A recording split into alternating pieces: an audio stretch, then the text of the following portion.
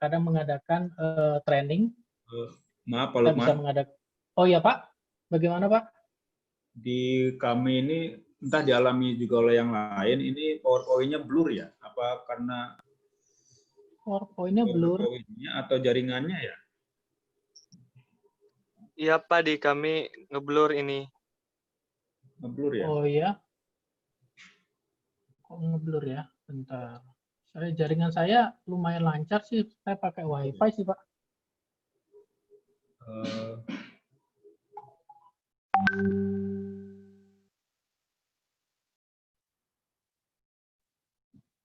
Oh, masih ngeblur ya Pak? Atau gimana? Ya Pak. Biasanya sih enggak, makanya ini agak bingung juga nih. Kenapa ya?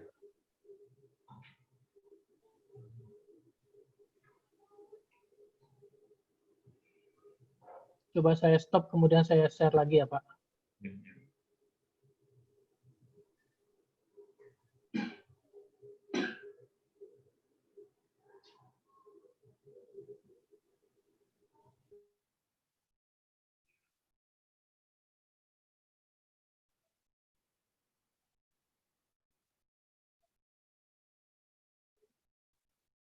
Sudah kelihatan Pak? Sudah Pak, sudah Pak. Jelas nggak Pak? Jelas Pak, jelas. Oh sudah jelas ya, oke. Oke, baik. Saya lanjutkan lagi ya Pak. Jadi kita pun juga bisa mengadakan training kepada customer kami atau juga ke partner kami juga. Kita bisa mengadakan konsultasi mengenai material testing, apapun itu aplikasinya, bisa konsultasi juga dengan kami. Dan juga kita memiliki service yang berkompeten yang telah tersertifikasi dari Factory Jerman. Oke, kemudian selanjutnya, dan ini merupakan reference kami di Indonesia yang telah menggunakan mesin Zwickroll, terutama di Krakatau Steel, Krakatau Posco, Tenaris, dan industri-industri metal yang terletak di Cilegon, kebanyakan sudah menggunakan mesin kami. Ini gambar sudah jelas ya Pak? Nggak blur ya? Ya sudah Pak, sudah jelas sudah Pak. Ya, oke baik. Sedikit informasi juga, di sini kita juga suka mengadakan Science Award dan ditujukan kepada scientist atau para dosen atau para riset peneliti yang bisa mengirimkan paper yang berupa fisik, material science, dan engineering atau chemistry, life science, civil engineering, dan construction material. Jadi siapapun bisa mensubmit papernya ke event kami di Zwickroll Science Award. Dan ini juara 1 itu nanti akan diundi oleh profesor di Eropa, dan juara 1-nya mendapat medal dari Paul dan juga uang sebesar 5.000 euro, dan untuk second place-nya 2.000 euro, posisi ketiga di 1.000 euro. Kemudian siapa saja sih yang bisa berpartisipasi? Sebenarnya ini semua ditujukan kepada para akademia ya, seperti dosen atau para riset, para peneliti, itu bisa mensubmit papernya. Dan papernya itu berupa sebanyak 15 halaman, dan berikut CV, dan mungkin kalau bisa disertakan gambar atau video yang terkait jurnal atau paper. Nah ini persyaratannya, jadi mungkin juga barangkali Bapak atau Ibu bisa ikut serta dalam agenda acara Zwickroll Science Award ini. Nah, kemudian nanti di bulan November, tanggal 11, Zwickroll juga akan mengadakan Virtual Science Award Ceremony, yang seremoni terhadap untuk tahun lalu, untuk award tahun 2019. Jadi seremoninya di tahun ini di bulan November nanti. Dan ini adalah agendanya, jadi ada introduction, kemudian ada welcome speech dari owner kami, Dr. Roll. Kemudian juga ada pembicara di situ. Di sini ada presentasi juga dari Profesor University of Applied Science di Austria. Dan mungkin bisa Bapak atau Ibu bisa register di link ini dengan memfoto atau langsung masuk ke link registrasi ini untuk mengikuti acara seremoni ini, bisa secara free bisa join. Kemudian juga kita suka mengadakan Academia Day. Jadi di sini dari tahun ke tahun kita mengadakan Academia Day di setiap universitas di mancanegara. 2011 kita pernah Academia Day di Aachen University, itu di Jerman. Ini universitasnya B.J. Habibie almarhum ya. Kemudian tahun kemarin kita mengadakan di Shanghai, salah satu universitas di Shanghai. Dan di Academia Day ini akan berlangsung nanti di tahun depan, jadi untuk di bulan Juni, semoga nanti di bulan Juni pandemi sudah mulai berakhir ya, jadi biasanya kita menginvite para yang pemenang untuk Science Award di tahun ini untuk di-invite ikut ke acara Academia Day ini. Jadi mungkin kalau Bapak Ibu istilahnya beruntung bisa menang di acara Zwickroll Academia Science Award, nanti bisa kita undang untuk mengikuti acara Academia Day ini. Nah, biasanya di acara ini juga pertama agendanya itu ada welcome speech dari CEO kami, kemudian juga dari Universitas Wien University, dan ini juga ada beberapa presentasi dari profesor-profesor di universitas di Eropa, salah satunya karena ini tuan rumahnya di TU Wien, Universitas di Austria, maka mungkin ada beberapa pembicara juga dari universitas tersebut. Mungkin sepintas mengenai acara kemarin ya, Academia Day di 2019 di Shanghai seperti ini.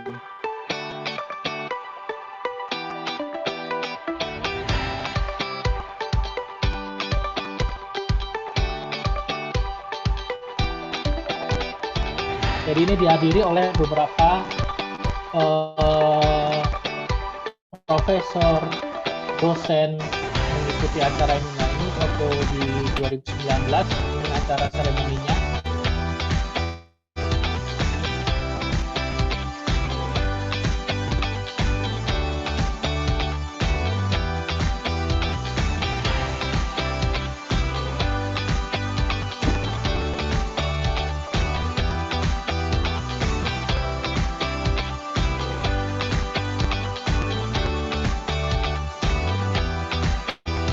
Ini beberapa pemenang ya, juara 1, juara 2, juara 3.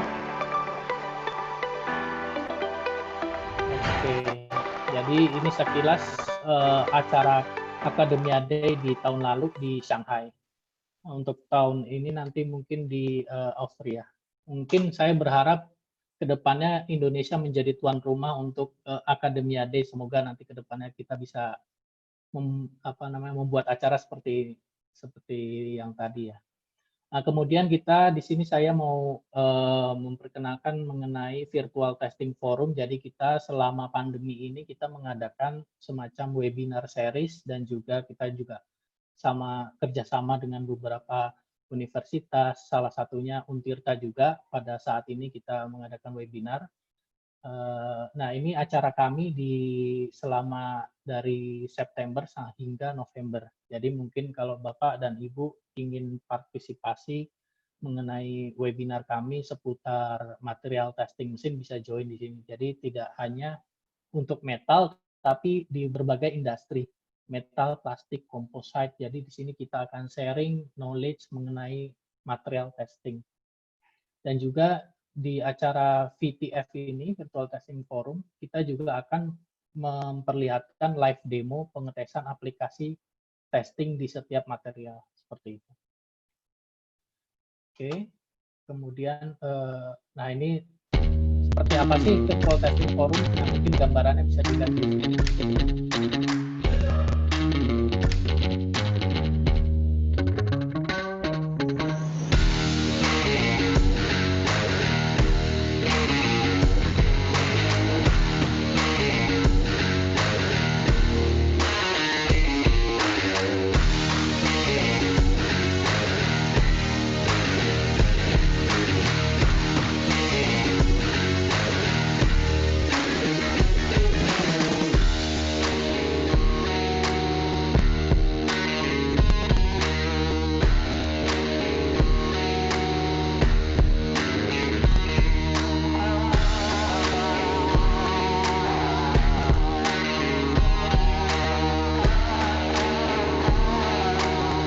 kita juga ada expert talk, jadi mungkin bisa bertanya kepada expert kita. Oke.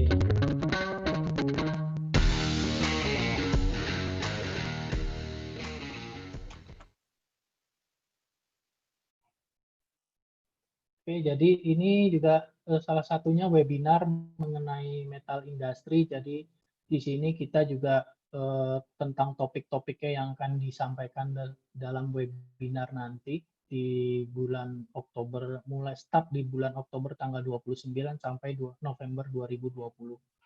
Jadi ini beberapa topik, ada mengenai impact testing, kemudian hole expansion test, bending, dan mungkin nano to macro testing.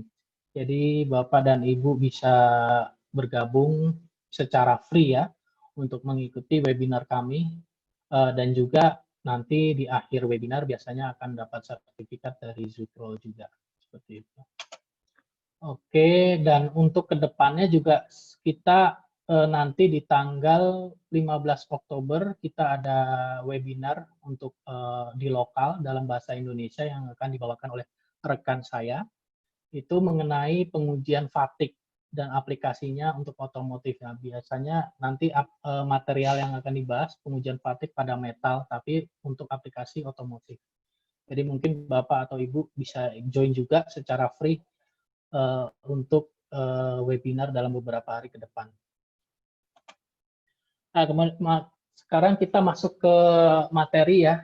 Tadi ya introduction mengenai Zwickroll dan beberapa event yang diselenggarakan oleh Zwickroll. Nah, sekarang kita masuk ke teori presentasi mengenai metal tensile testing yang sesuai standar ISO 6892 compare dengan ASTM E8. Kenapa sih kita butuh pengujian? Jadi di sini saya ingin menunjukkan beberapa case kegagalan metal di lapangan, di real condition ya. Jadi terjadinya salah satunya di oil and gas pipe. Jadi salah satu terjadinya kegagalan di oil and gas ini biasanya kegagalan terjadi di sambungan las, itu biasanya karena hydrogen cracking. Dan biasanya juru las ini seringkali mengabaikan atau kurang pengetahuan bagaimana cara menghindari kemungkinan terjadinya hydrogen cracking untuk perbaikan pipa. Nah, biasanya dari pengalaman terjadinya kegagalan ini di oil and gas, itu ada standar untuk masalah keselamatan yang di dalamnya juga mencakup masalah pengelasannya. Biasanya dikeluarkan oleh pemerintah independent body seperti American Welding Society AWS, atau juga American Society Mechanical Engineer atau ASME. Nah, kemudian ini juga kegagalan di body metal, di body mobil ya, metal sheet. Nah, ada semacam cracking, ya mungkin kesalahan terhadap pemilihan material yang kurang bagus, kemudian ada kegagalan dari manufaktur. Nah, ini salah satu contoh kegagalan di metal sheet. Kemudian ini kalau bagaimana untuk di konstruksi, nah ini juga salah satu kegagalan di jembatan. Salah satunya ini di Taiwan, jadi rubuhnya jembatan ini disebabkan oleh inspeksi awal, disebabkan oleh kabel sling yang di tengah dia putus. Ya, makanya dia bisa rubuh ya. Ini mungkin saya akan show videonya.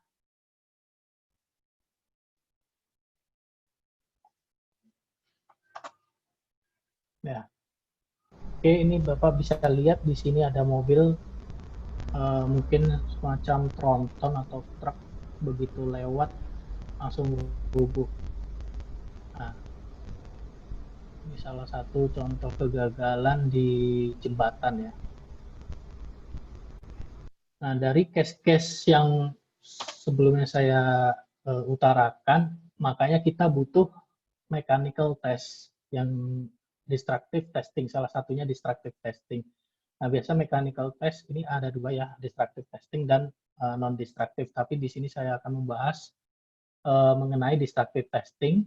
Nah, biasanya apa aja sih yang dites? Itu salah satunya bending test, kemudian impact test, tensile test, fatigue test, dan harness test. Nah, tapi di sini saya fokus untuk di tensile test. Nah, mungkin nanti di tanggal 15, Bapak kalau dan Ibu ingin join webinar kami oleh rekan saya, itu beliau akan membahas mengenai fatigue test. Nah, saat ini saya ingin fokus di tensile test saja. Oke, tensile test ini apa sih? Tensile test adalah suatu metode yang digunakan untuk menguji kekuatan ya, kekuatan dari suatu material yang memberikan beban sesumbu. Jadi tensile test ini penting karena hasil yang didapatkan dari pengujian tarik itu digunakan untuk rekayasa teknik atau desain produk yang menghasilkan data kekuatan dari suatu material. Nah, biasanya tensile test ini dihitung dari kalau berdasarkan ISO 6892, nah ini merupakan rumusnya. Ini rumus umum untuk pengujian tensile test adalah maksimum tensile force. Dia dilihat dari load cell, kemudian dibagi dengan luas area.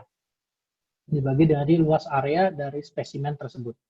Dan biasanya tensile test ini satuannya Newton per millimeter square atau MPa atau PSI, banyak satuannya. Jadi ya biasanya sih paling sering MPa atau Newton per millimeter square.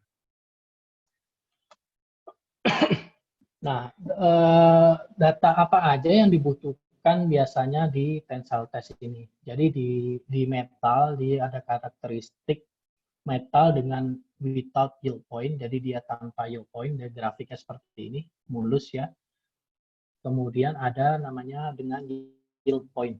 Nah, dengan yield point ini ada upper yield point, ini yang puncaknya, kemudian tuh ya turun. Nah, ini proses snacking biasanya, mengalami proses snacking, dan dia ada namanya lower yield point.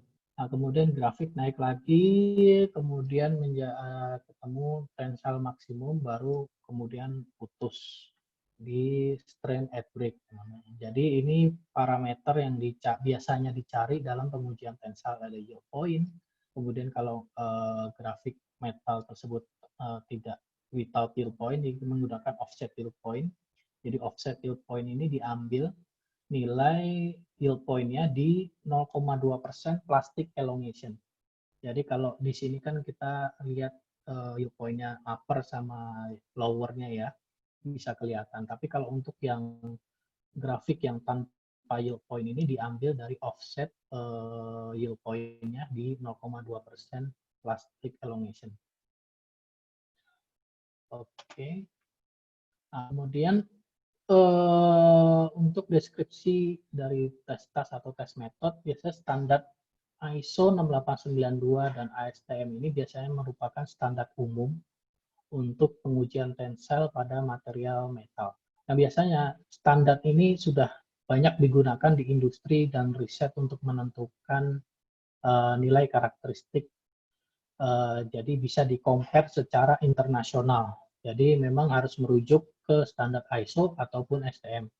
Nah, beberapa industri metal di Cilegon, terutama Krakatau, Steel Krakatau Posko, mereka menggunakan standar ISO 6892 biasanya.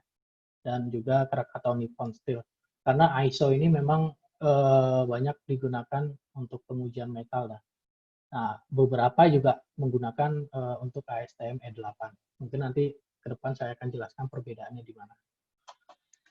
Oke, sekarang masuk dari segi spesimen. Jadi di standar ISO 6892 strip 1, spesimen properties ini ditentukan dimensinya oleh standar. Jadi spesimennya seperti ini, dalam bentuk kita sebutnya itu dog bone spesimen, tulang anjing atau dog bone ya, atau dumbbell spesimen, bentuknya seperti ini. Kemudian, nah ini parameternya. Jadi dia sudah ditentukan width-nya berapa, lebar ininya ya. Kemudian sama gauge length, ya, original gauge length, 0. Nah, di sini original gauge length ini jarak untuk penempatan extensometer nantinya. Jadi untuk mengukur elongation, mengukur perpanjangan kemuluran dari spesimen tersebut. Kemudian ada lagi namanya parallel length. Parallel length di ISO juga sudah ditentukan minimum 57, maksimum 75 untuk spesimen yang lebar 12,5. Ada juga yang lebar 20, 25, dan ini ketentuannya. Tapi biasanya paling sering untuk di ISO digunakan yang tipe 1. Jadi dia menggunakan gauge length di 50 mm. Oke. Kemudian bagaimana di ASTM? Sebenarnya kalau di ASTM juga sama, diatur di standar ASTM. Hampir sama ya untuk lebarnya. Lebarnya di ASTM ditentukan 12,5 mm. Dan untuk gauge length juga sama di 50. Jadi untuk yang sheet, tipe sheet. Nah, sedangkan kalau di ASTM ini ada ketentuan juga untuk diatur dalam spesimen dalam bentuk plate yang heavy metal itu dengan lebar 40. Nah, ini untuk gauge length-nya 200 mm. Nah, ini bisa mungkin Bapak atau Ibu bisa download standar ASTM secara free di Google ya kalau bisa dicari. Biasanya ada yang men-share artikel mengenai standar ASTM E8. Tapi kalau untuk ISO biasanya jarang. Kita susah cari yang free. Biasanya ISO ini berbayar. Kalau Bapak cari di Google biasanya jarang ketemu yang untuk ISO 6892. Kebanyakan biasanya standar-standar ASTM itu banyak yang gratis ya, yang orang share kemudian dipublish seperti itu. Nah, untuk penentuan spesimen tadi, kalau di metal sheet, nah bisa menggunakan mesin blanking. Di Zwickrol kita ada namanya mesin blanking ini, tipenya MCAT, jadi mesin ini bisa membuat spesimen dalam bentuk dog bone spesimen atau dumbbell spesimen seperti yang sebelumnya saya terangkan. Dan di sini untuk mesin ini bisa sampai ketebalan 6 mm dengan material strength-nya ada ketentuannya ya. Jika 6 mm material strength-nya maksimal yang bisa di cover oleh mesin ini adalah yang 400 Newton per millimeter square. Seperti itu. Jadi mudah, jadi tidak membutuhkan machining untuk membuat spesimen dumbbell spesimen seperti yang sebelumnya saya terangkan. Jika ini untuk yang metal sheet, tapi kalau untuk yang heavy plate, yang tebal-tebal, metal tebal untuk seperti Krakatau POSCO, nah, mereka produksi metal yang tebal-tebal. Nah itu biasanya menggunakan machining, harus menggunakan mesin milling ya untuk membentuk spesimen menjadi dumbbell. Nah, kemudian untuk metode komparasi dari ISO 6892 dan ASTM. Jadi di sini di ISO 6892 sama ASTM sebenarnya hampir sama. Metodenya sih sama, cuman penamaannya yang beda. Jadi kalau di ISO untuk closed loop dia metode A1. Sedangkan di ASTM yang untuk closed loop dia metode B. Nah, kemudian di ISO yang untuk metode A2 dia ini estimate strain rate, yaitu pembacaannya menggunakan crosset. Kalau yang tadi A1 dia sistemnya closed loop, pembacaan dengan extensometer. Nah, untuk yang ISO metode A2, di ASTM dia namanya metode metode C. Nah, jadi dia memang agak ya dia penamaannya beda dan urutannya beda. Kemudian di ISO metode B untuk yang stress rate dia menggunakan pembacaannya metodenya dengan load cell. Itu kalau di ASTM dia namanya metode A. Dia namanya rate stress. Jadi metodenya sama, cuman urutan dan penamaannya saja beda dengan ISO dan ASTM. Seperti itu. Oke. Sekarang kita masuk apa sih yang dimaksud dengan strain rate control atau metode A1 di ISO 6892 atau di ASTM itu metode B. Nah, biasanya untuk uji tarik metal seperti ini ya, ini dalam kondisi under underload. Jadi ada mesin, nah kondisinya dia no load, sorry. Jadi force-nya masih nol. Nah, begitu ditarik, si mesin ini akan mengalami deformasi. Jadi dia underload. Jadi dia ada semacam deformasi dan ini ada selisih antara panjang awal dan panjang akhir setelah ditarik. Nah, kalau tidak menggunakan extensometer, dia biasanya ada gap seperti ini. Jadi kita tidak menginginkan pengujian itu ya bisa dibilang ini nggak akurat kalau tidak menggunakan extensometer. Oleh karena itu, dengan metode A1 dianjurkan untuk pengujiannya menggunakan extensometer. Jadi yang diukur adalah perpanjangan dari sampel yang menggunakan extensometer. Jadi dia real ya, real time. Jadi bukan menggunakan travel dari si mesin. Dan untuk metode A1 ini pengukuran perpanjangan sampelnya itu mendefinisikan kecepatan crosshead dalam strain control atau closed loop teknik. Nah, closed loop teknik itu seperti apa?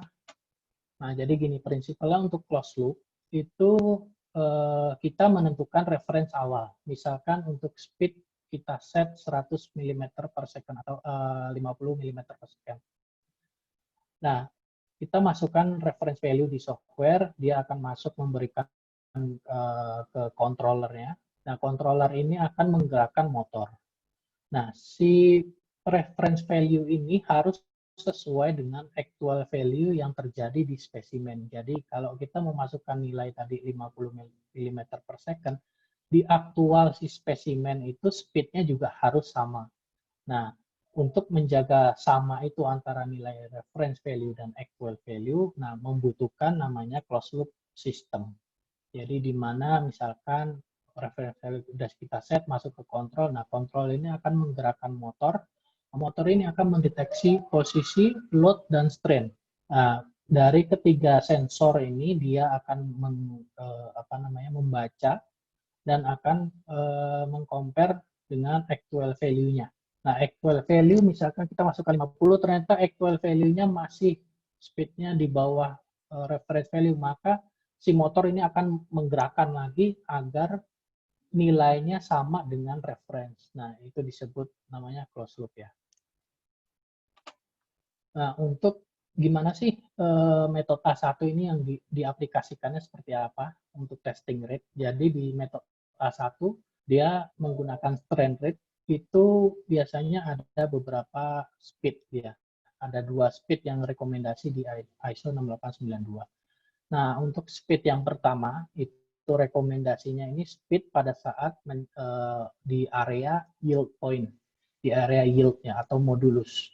Nah, biasanya untuk di area modulus atau yield ini speed-nya biasanya lebih kecil dibandingkan speed of test. Jadi pada saat tes. Nah, untuk di speed yang yield ini di ISO 6892 itu sudah diatur untuk kecepatannya untuk testing rate-nya itu di 0,00025 persen per second plus minus 20%.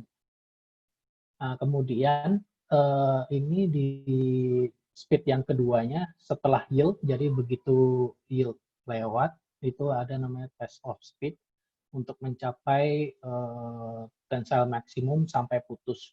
Nah, itu di sini. Nah, itu speed-nya dia range-nya di 0,0067% per second atau milimeter per milimeter per second. Nah, plus minusnya 20%. Ini rekomendasi dari ISO. Jadi di ISO sudah ditentukan. Nah, kemudian untuk yang di metode A2, dia range-nya itu dipilih menggunakan dengan material properties-nya. Jadi dia menggunakan estimate rate. Nanti mungkin saya bahas setelah ini untuk yang metode A2. Nah, untuk yang metode A2, dia itu menggunakan estimate rate pada parallel length. Jadi memang dia idealnya seperti ini. Jadi idealnya dia mengkontrol crosshead separation pada kecepatan yang sama dengan strain rate yang diinginkan dikalikan dengan parallel length. Jadi ini misal parallel length ya LC dikalikan dengan strain rate di spesimen. Nah, ini yang untuk perhitungan idealnya. Nah, untuk realistiknya itu harus menggunakan stiffness dari testing mesinnya tersebut. Jadi kita harus tahu stiffness-nya dari testing system. Jadi baru memang agak ribet yang untuk metode A2 ini karena kita harus tahu stiffness dari mesin tersebut karena nanti kaitannya dengan si load frame-nya tersebut ya, stiffness-nya. Nah, biasanya kalau untuk yang realistiknya, maka kalau di Zwickroll kita bisa memasukkan nilai stiffness dari suatu mesin tersebut. Jadi kita bisa tahu biasanya dari katalog atau dari informasi yang diberikan oleh manufaktur. Nah, ini tinggal dimasukkan aja di sini. Nanti secara software dia akan mengkalkulasi dengan rumus ini. Jadi cross head speed spiration rate-nya dikalkulasi dari rumus formula ini. Oke, seperti itu. Nah, untuk yang idealnya seperti apa? Jadi untuk menentukan speed ini gampangnya kalau untuk di ideal ini ya, ideal testing rate-nya itu tadi kan standarnya 0,0025 mm per millimeter second atau persen per second. Nah, ini dikalikan paraleleng. Paralelengnya misalkan contoh 80 mm. Nah, ini ketemulah 0,02 mm per second. Jadi untuk di metode A1, nah perhitungannya seperti ini. Kemudian untuk yang di range 4, dia standarnya 0,0067, ya, dikalikan paraleleng. Jadi dia melihat ke paraleleng. Kalau paralelengnya 50 meter, ya dikalikan 50 meter. Nah, ini speed ini nanti harus dimasukkan ke dalam software untuk testingnya. Jadi si mesin akan bergerak sebesar kecepatan ini. Seperti itu. Oke, mungkin ini kita lihat video sedikit mengenai pengujian tensile test pada ISO 6892. Nah, untuk yang metode A1 closed loop memang harus menggunakan extensometer. Kemudian ini metode A2 dia open loop.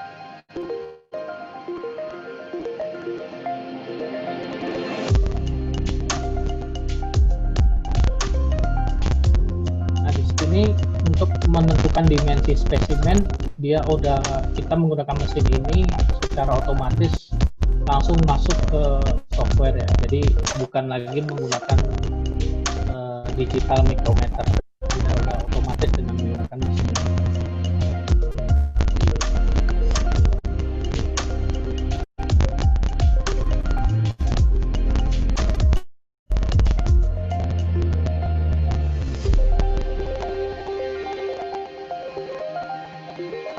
Nah, untuk extensometer sendiri ya kita ada dua tipe, itu yang kontak dan non kontak.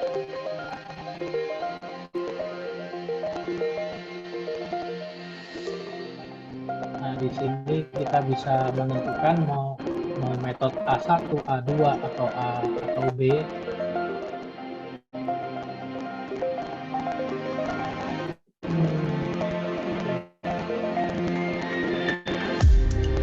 Ini ya,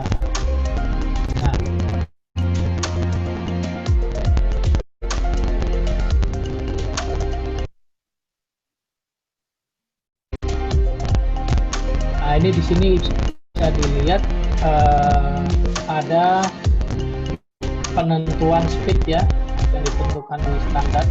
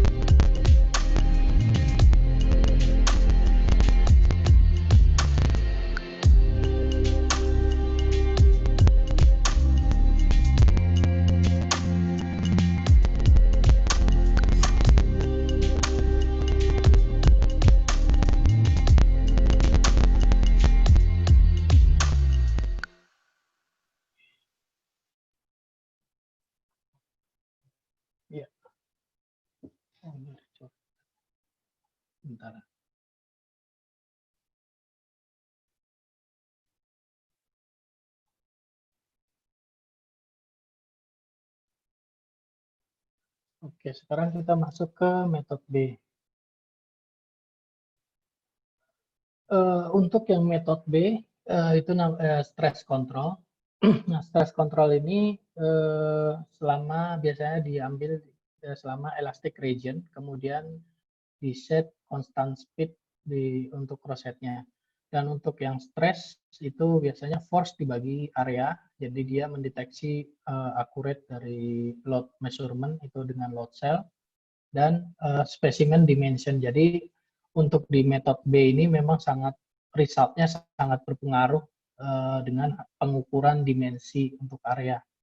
Jadi kalau misalkan operator pengukuran yang menggunakan digital micrometer, biasanya ada miss di situ, ada influence dari operator. Makanya tadi kita menggunakan yang mesin otomatis untuk mengukur dimensi dari spesimen.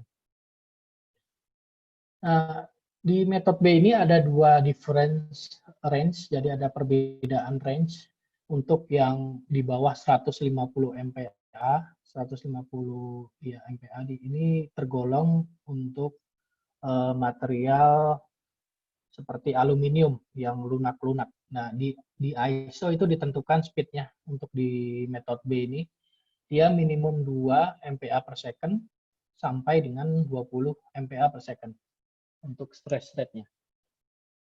Kemudian untuk yang modulus elasticity-nya di atas 150.000 MPa, itu contohnya seperti yang steel yang keras ya, yang bahannya yang keras-keras.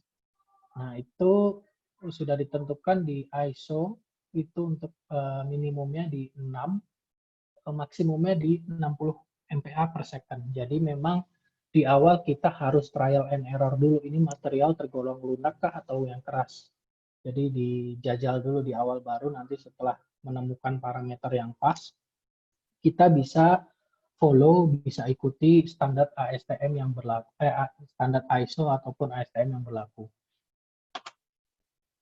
Nah, dari speed ini, kita bisa lihat perbedaan kalau misalkan kita menggunakan speed rendah ataupun speed yang tinggi.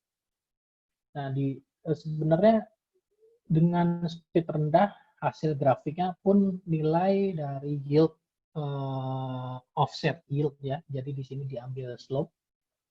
Sebenarnya diambil slope-nya di sini ya. Diambil slope di sini, dia melihat modulusnya di mana, kita tentukan begin, kemudian end-nya di mana, kita tarik garis lurus. Nah, kemudian kita tarik slope-nya sejauh 0,2% strain. Nah, di sini. Nah, contohnya misalkan di grafik ini di sini ya. Nah, itu langsung ditarik. Nah, di sini adalah range untuk nilai untuk yield point di 0,2%. Nah, ini hanya berlaku untuk di grafik metal yang tanpa yield. Kemudian kalau misalkan speed-nya di 6, nah hasilnya di sini. Dia di bawah, lebih rendah. Tapi kalau kita men-set speed-nya tinggi di 60 MPa per second, nah maka hasil offset yield-nya di yield point-nya, yield point 0,2% itu lebih tinggi dibandingkan dengan speed yang 6 MPa per second. Jadi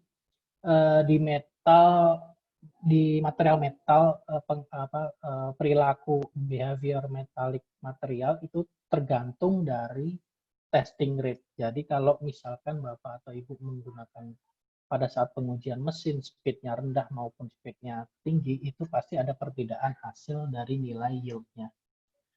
Seperti itu. Tapi kalau untuk tensile strength biasanya kurang lebih ya sedikit perbedaan. Yang mencolok perbedaannya itu di nilai yield-nya. Karena yield ini memang sangat sensitif, jadi makanya kita harus menggunakan extensometer. Dan juga speed-nya juga sangat berpengaruh. Jadi makanya kita harus follow apakah mau ikut follow yang metode B. Nah, metode B ada range-nya seperti ini, jadi memang harus ditentukan juga range-nya yang tepat seperti apa. Gitu. Kadang ada beberapa customer yang melihat, oh ini kok hasilnya beda, tapi kita pelajari lagi lebih lanjut, oh ternyata setting parameter untuk speednya pun berbeda. Nah, itu sangat berpengaruh biasanya untuk hasil yield point-nya. Nah, kemudian apa sih perbedaan dengan ASTM? Nah, kalau di ASTM itu dari metode A, rate stress, nah, jadi di ISO itu untuk metode B ya. Jadi kalau di ASTM metode A, di ISO metode B.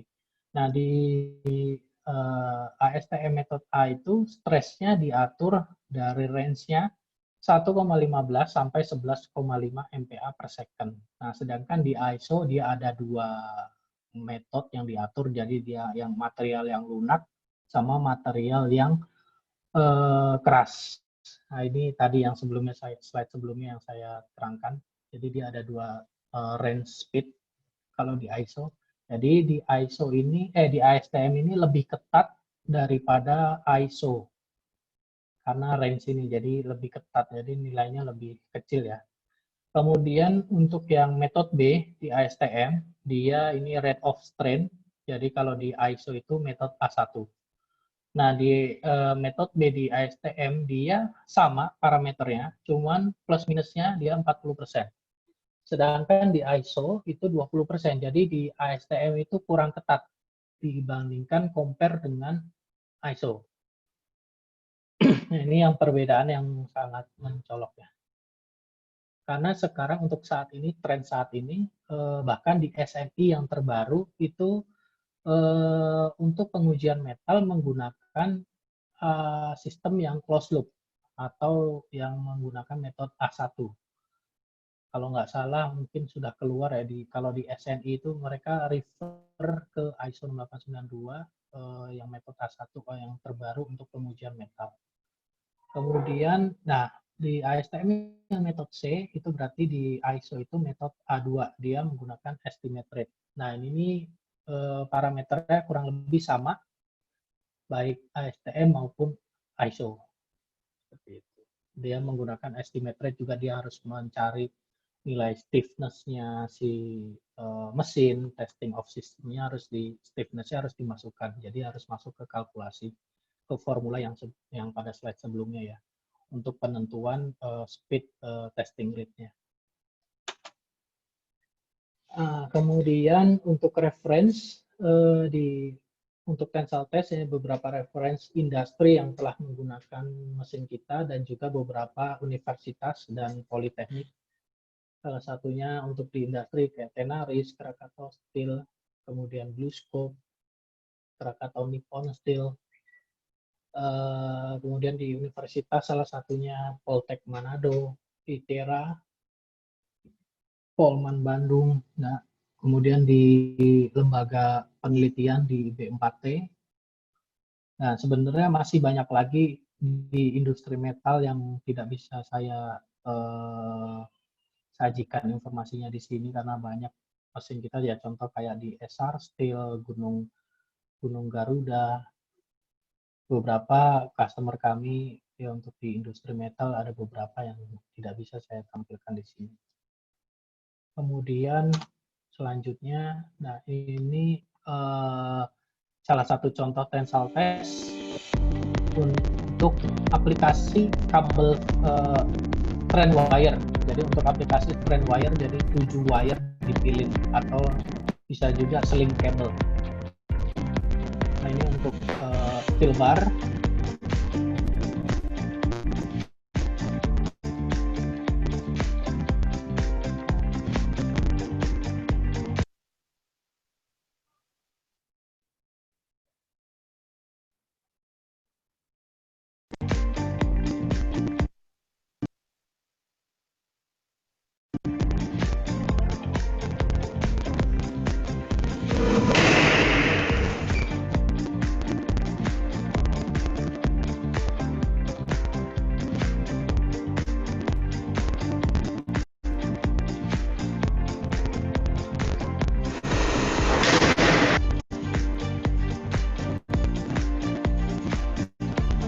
Nah, ini untuk aplikasi trend wire.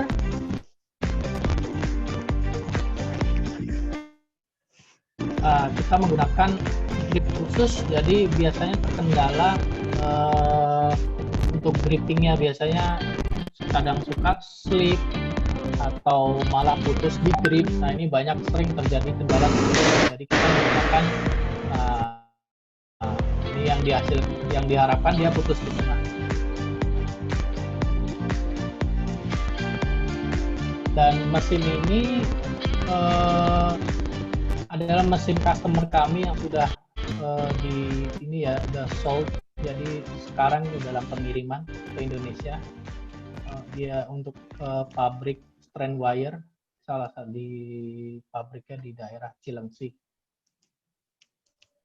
Oke, nah ini sudah slide terakhir saya. Jadi terima kasih atas perhatiannya. Mungkin kalau kita bisa kontak atau Bapak dan Ibu bisa kunjungi website kami di zwickroll.com atau bisa follow LinkedIn kami dan follow YouTube kami di zwickroll.tv untuk melihat teknologi-teknologi baru untuk pengujian material testing.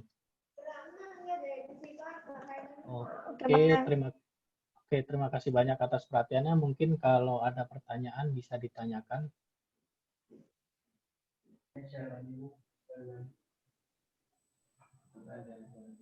Baik, terima kasih Pak Lukman. Ya, Pak. Oke, presentasi yang sangat menarik ya Pak ya. Penuh informatif lah mengenai pengujian tarik. Mungkin sambil nunggu pertanyaan dari para partisipan Pak. Iya, Pak. Terkadang ya kayak mahasiswa atau dosen kan melakukan uji tarik itu seringkali hanya memberikan sampel lalu melakukan operator ya Pak ya. Oh, iya, betul Pak.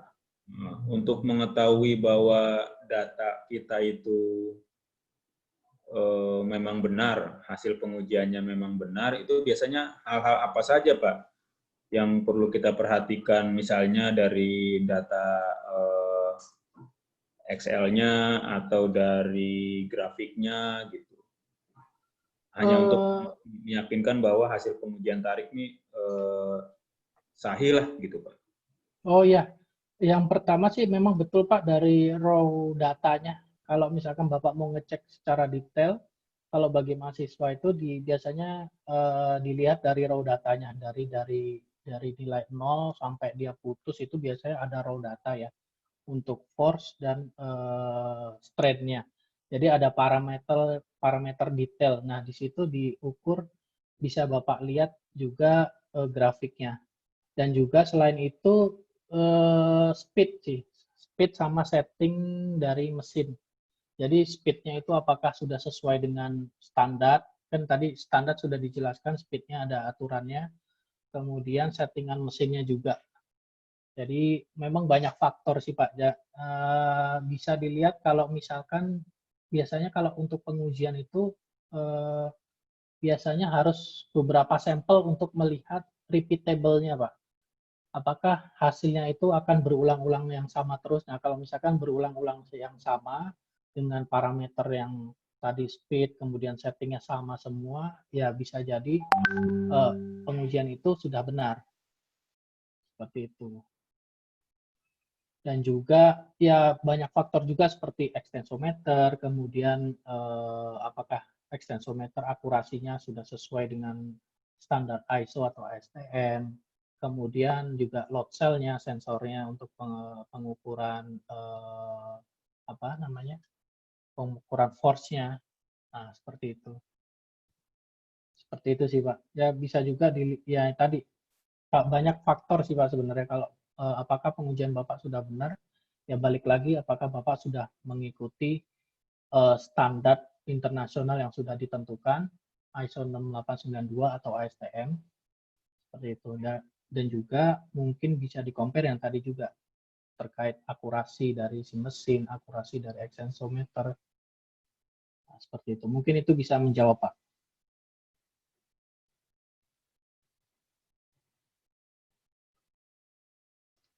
Halo? Ya, Pak, untuk jumlah sampel kan minimal biasanya 3 ya, Pak ya? Biasanya ya, biasanya minimum sih 3 kalau kita mau melihat repeatable-nya sih Pak. Tapi kalau misalkan mau sampai 5 ya lebih bagus lagi kan, bisa ngelihat repeatable-nya dengan range yang lebih luas kan.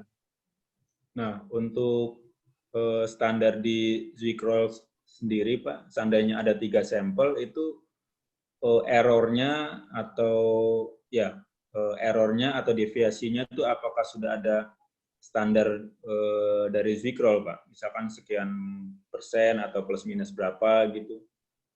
Oh, kalau itu kita nggak menentukan errornya harus berapa persen gitu, nggak sih Pak. Biasanya nanti dari pengujian itu pasti ada average-nya kan, dilihat average-nya berapa. Nah, biasanya plus minus dari result-nya itu ditentukan sendiri sih. Biasa di industri kita dapat sampel, saya juga pernah dapat sampel dari industri, sampel metal, itu mereka sudah menentukan plus minus dari result-nya itu berapa. Oke, baik. Nah, ini ada pertanyaan, Pak, dari Pak Mario Bahri, UI B2T. Saya kurang tahu apa namanya. Mungkin ini semacam balai sepertinya ya. Balai logam Pertanyaannya, Pak Pak, di DKI. pertimbangan apa yang digunakan dalam memilih metode A1, A2, atau B? Dan di antara ketiga metode tersebut, mana yang memberikan hasil paling akurat? Oke. Kalau saya jawab yang terakhir dulu ya Pak. Untuk yang lebih akurat itu saya bisa bilang metode A1 dia dengan sistem closed loop. Karena dengan sistem closed loop itu yang diukur dari spesimennya langsung. Jadi bukan menggunakan speed dari crosshead. Jadi benar-benar real di speed dari spesimen. Jadi memang itu standar baru dari ASTM maupun ISO untuk sistem yang closed loop. Jadi memang banyak industri metal sudah menggunakan sistem A1 ini. Tapi kebanyakan yang memang banyak di Indonesia masih belum menggunakan standar ini sih. Tapi kalau bisa saya bilang memang lebih bagus lebih ininya menggunakan standar yang metode A1 atau sistem yang closed loop, Pak. Gitu. Dan Baik. untuk pertimbangan mana yang antara metode A1, A2 atau metode B di ISO 6892, ya sebenarnya itu sudah ada tertuang di standar. Bapak bisa menggunakan salah satunya karena sudah disebutkan di standar kan untuk metode A1 seperti ini metodenya, metode A2 seperti ini, dan metode B seperti ini. Cuman memang banyak digunakan di industri metal, itu banyak industri yang menggunakan metode A1 yaitu dengan closed loop.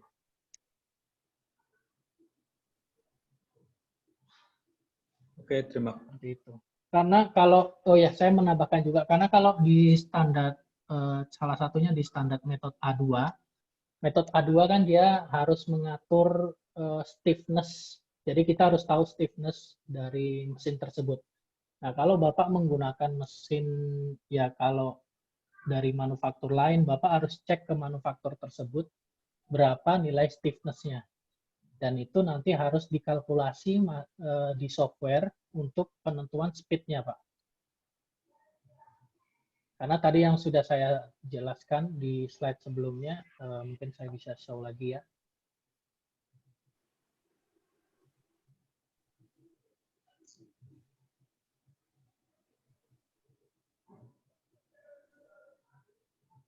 Ini mohon maaf Pak, ada coretan saya nggak bisa ngilangin, nggak tahu gimana ya. Ini Pak, jadi kalau di metode A2, nah ini kesulitannya di sini. Jadi Bapak harus menentukan di realistiknya ya. Jadi Bapak harus menentukan nilai stiffness-nya dari mesin. Karena ini formulanya seperti ini. Jadi memang harus realistik untuk pengujiannya, bukan ideal. Ideal kan dia tidak melihat stiffness dari mesinnya ya. Padahal untuk di testing itu ya itu masuk salah satu faktor untuk yang mempengaruhi speed, yang mempengaruhi cross expression rate-nya, testing rate-nya. Nah, ini salah satu kesulitannya di metode A2, makanya sekarang ini, saat-saat ini, banyak yang sudah pindah ke metode A1, karena lebih gampang, dia menggunakan extensometer. Dan tergantung dari akurasi extensometer tersebut, dan parameternya juga dia lebih akurat. Nah, ini, range-nya dia lebih akurat ya, dia plus minus 20%. Nah, jadi kalau saya bilang, memang yang secara akurat itu untuk saat ini di metode A1, Pak. Banyak industri yang menggunakan metode A1 ini.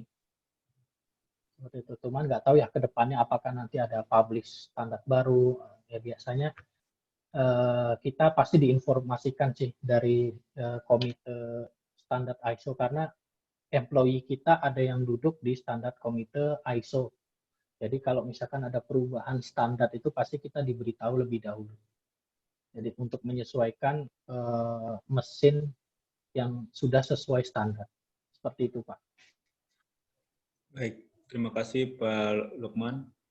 Ini ada Pak Fadli mengingatkan suaranya kecil ya, entah suara moderator, suara kecil.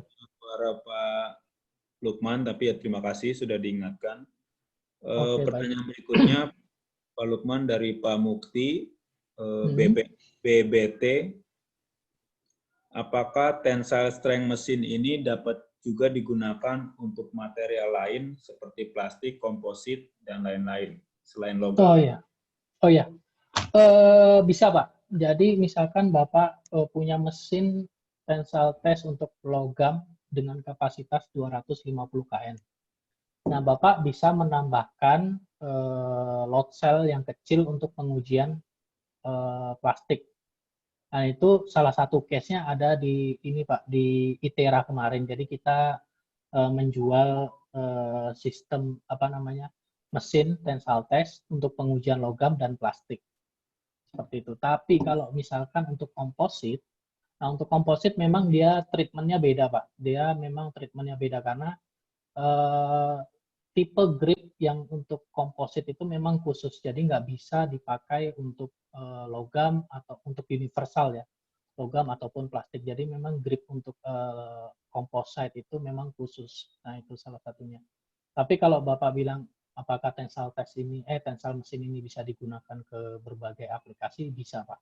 Tinggal nanti konfigur ininya aja, kayak gripnya diganti, load cell-nya diganti, jadi frame-nya tetap yang besar, tapi ditambahkan load cell yang kecil untuk pengujian plastik.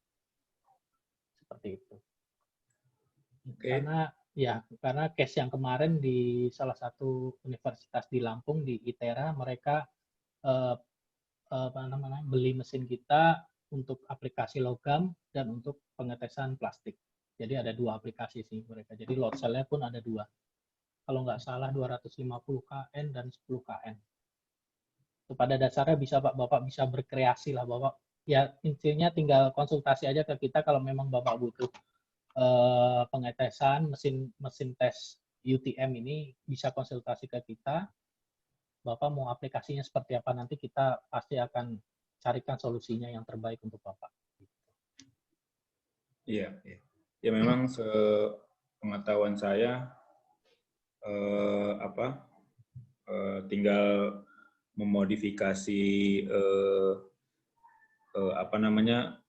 gripnya dan juga load-nya ya, seperti itu. Betul Pak, betul. Ini sambil nunggu pertanyaan berikutnya Pak. Iya Pak. Kan ada kalanya dalam satu mesin itu ada mode-nya, ada tarik, atau mungkin uji tekan atau bending dikombinasi ya Pak ya, atau di dalam satu alat lah gitu. Nah, apakah hal itu memang tidak bermasalah Pak? Gitu. Misalkan uji tarik dalam satu mesin bisa uji tarik atau misalkan fatigue misalnya. Okay. Apakah seperti itu memang bisa atau memang harus ada hal-hal yang diperhatikan Pak? Bisa Pak. Jadi kita ada mesin yang bisa untuk statik dan untuk dinamik, untuk statik ya. Nah, mungkin nanti lebih jelasnya nanti Pak tanggal 15 akan dipaparkan oleh rekan saya mengenai mesin tersebut sih untuk statik dan dinamik. Jadi pada dasarnya sih bisa Bapak bisa set untuk statik itu mau baik kompres, mau baik untuk tensile, kemudian ya berbagai aplikasi sebenarnya nggak masalah Pak, atau nanti diganti dengan untuk uji dinamik, untuk uji statik itu juga bisa. Oke, ini saya mengingatkan para partisipan untuk apabila ingin mendapatkan sertifikat, sertifikat dan juga materi presentasi hari ini harus mengisi Google Form kehadiran yang pertama, dan kemudian maksimal 5 hari kerja itu sertifikat dan materi presentasi dikirimkan ke email Bapak Ibu mahasiswa-mahasiswi sekalian. Oke, mungkin ini yang berikutnya Pak dari Ibu Miftahul Jana ya. Ini salah satu alumni kami nih. Apakah ASTM E8 cocok untuk pengujian komposit dan bahan lain? Tadi sudah ya kali ya? Belum Pak, ASTM E8 itu hanya untuk logam. Jadi kalau untuk komposit itu berapa ya? ASTM-nya beda karena standar ininya juga beda Pak, pengetesannya. Terus kemudian preparasi sampelnya, kemudian prosedurnya juga beda antara logam dan komposit. Itu. Kalau Ada nggak lagi Pak yang ingin ditambahkan? Saya lupa untuk yang pengujian komposit, mungkin bisa dicari di googling untuk ISO dan ASTM-nya ya. Tapi biasanya komposit itu turunan dari ini sih, dari plastik Pak. Kalau di ISO itu 527. ISO 527 yang strip 1, 2, strip 3 kalau nggak salah. Atau strip 4 ya. Pokoknya karena di ISO itu ISO 527 ada strip 1, strip 2, strip 3 dan strip 5. Strip 4 dan 5, dia sampai 5. Nah, mungkin nanti dicari saja di bagian 1 2 3 4 5 yang untuk komposit. Okay. Karena kalau di 1 itu kalau nggak salah dia plastik yang solid ya, kayak plastik solid tapi bukan komposit. Nah, kemudian ada lagi yang untuk plastik foil, itu yang strip berapa saya lupa. Strip 3 kalau nggak salah. Kalau nggak salah strip 3 yang untuk film, tapi kalau yang komposit itu di strip 4 dan 5. Kalau ISO, tapi kalau ASTM saya lupa sih Pak. Iya, iya.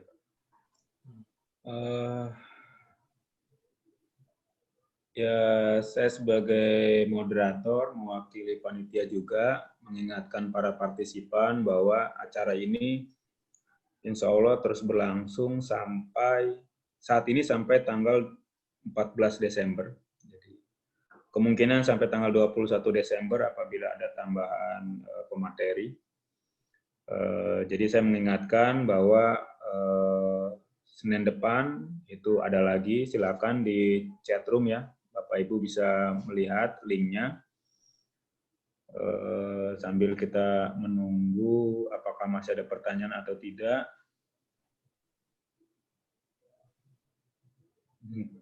Mungkin kayaknya tidak ada lagi pertanyaan sepertinya Pak Lukman. Ya, baik Pak. Jadi ya saya rasa presentasinya sangat baik dan bisa membantu para partisipan untuk mengetahui dasar dari uji tarik, lalu bisa memilih metode mana yang cocok dengan kebutuhan kita semua. Dan memang benar bahwa dalam pengujian apapun itu yang harus pertama dilakukan ya menentukan kebutuhan kita apa. Keinginan kita apa, baru nanti kita sesuaikan dengan alat yang tersedia kan seperti itu. Terima kasih Pak Lukman atas kesediaannya menjadi pemateri hari ini Baik, Pak. dan Sama-sama, Pak Adit. ya ilmunya bermanfaat, bisa menambah wawasan kita semua dan saya mohon maaf kepada Pak Lukman, kepada para partisipan apabila ada hal-hal yang kurang berkenan selama pelaksanaan seminar online ini. Sekali lagi terima kasih.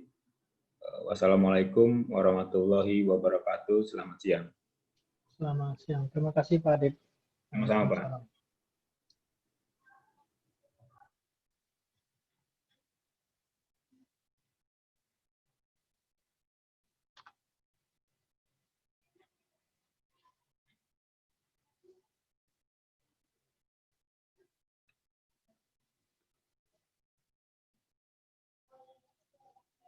Gue buka yang